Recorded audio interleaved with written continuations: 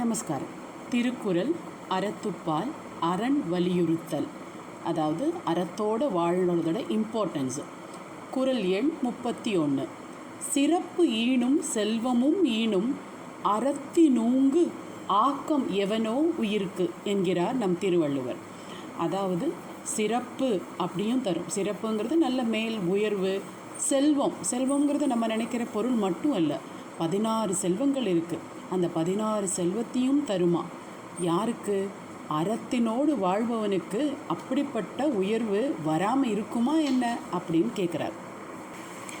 இதில் என்ன சொல்ல வர்றாருன்னா, நமக்கு வாழ்வில் உயர்வு வெற்றி அப்படிலாம் கிடைக்கணும் அப்படின்னா கண்டிப்பாக நம்ம அறத்தோடு வாழணுங்கிறத வலியுறுத்துகிறார். நீங்கள் நினைக்கலாம், இந்த கலியுகத்தில் யாரப்பா அறத்தோடு இருக்க முடியும்? அறத்தோடு இருந்தால் நமக்கு ஒன்றும் பெரிய லாபம் இருக்கிறது இல்லையே. சாப்பிட்ற பண்டத்துலேயும் கலப்படம் கிடக்கிற ஆள்களை ஓஹோனில் இருக்காங்க அப்படின்னு நீங்கள் நினைக்கலாம். ஆனால் கொஞ்சம் ஆழமாக அவங்க வீட்டுக்குள்ளே போய் பார்த்தீங்களா தான் தெரியும், அவனுக்கு இந்த 16 வகையான செல்வங்களில் ஒன்று கூட இருக்காது. பொருள் இருக்குங்கிறது உங்களுக்கோ இல்லை நமக்கோ பார்வைக்கு தெரியுதுன்னா அந்த பொருளையிட்டு அவன் ஏதாவது அனுபவிக்க முடியும்னு நினைக்கிறீங்களா?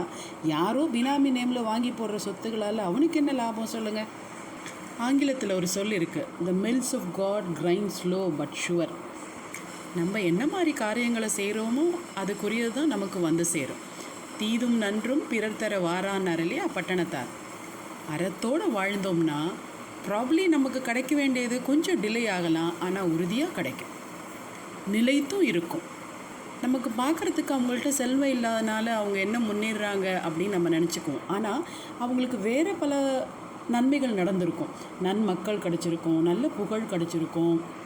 இந்த 16 செல்வங்களில் ஏதாவது குறைஞ்சது ஒரு 5 இருக்கும், உறுதியாக இருக்கும். ஒரு சிறிய கதை பார்ப்போமா? கதையல்ல, உண்மை சம்பவம்.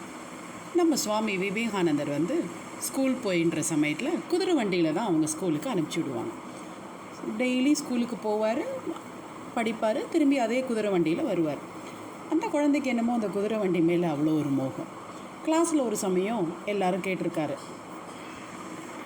யாரெல்லாம் என்னவா வருவீங்க அப்படின்னு அவங்க டீச்சர் கேட்குறாங்க. ஒருத்தரும் நான் டாக்டரு, நான் இன்ஜினியரு, நான் பெரிய ஆசிரியர், இன்னொருத்தரும் ஒரு பெரிய இதை சொல்கிறாங்க. இப்போ விவேகானந்தரோட டர்ன் வரும்போது அவர் சொல்கிறாரு, நான் குதிரை வண்டி ஓட்டுறோன்னா வரணும் அப்படின்னு சொல்கிறாரு. அதை கேட்டு எல்லாரும் சிரிக்கிறாங்க. இந்த குழந்தைக்கு மனசில் கொஞ்சம் வருத்தம் ஆகிடுது. வீட்டுக்கு போய் அம்மா கிட்ட சொல்கிறான், இந்த மாதிரி நான் சொன்னேம்மா, எல்லாரும் என்னை பார்த்து சிரித்தாங்க. இப்போ சாதாரணமாக என்ன செய்யணும், ஒரு அம்மாவுக்கு கோவம் வரணும் இல்லையா? ஏன்னா நான் உன்னை படிக்க வச்சு உன்னை இவ்வளோ தூரம் கஷ்டப்பட்டு வருத்தி எல்லாம் பண்ணுறேன், நீ குதிரை ஓட்டிக்காரனா ஆவியா அப்படின்னு சொல்லி 4 அடி போடுவாங்கள்ல இப்போ அம்மாமார்கள்லாம். ஆனால் அந்த தாயார் புவனேஸ்வரி அம்மா என்ன தெரியுமா செஞ்சாங்க?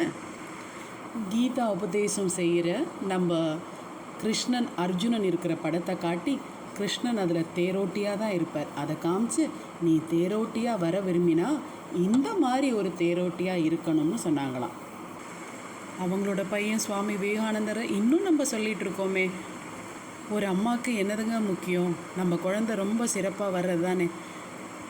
தன்னுடைய கோபதாபங்களை உணர்ச்சிகளை அந்த குழந்தை மேலே காட்டாமல் எவ்வளோ பொறுமையாக வளர்த்த அந்த தாய்க்கு கிடைச்ச நன்மக்கள், வெற்றி, கீர்த்தி, இதெல்லாம் செல்வங்கள் தானே.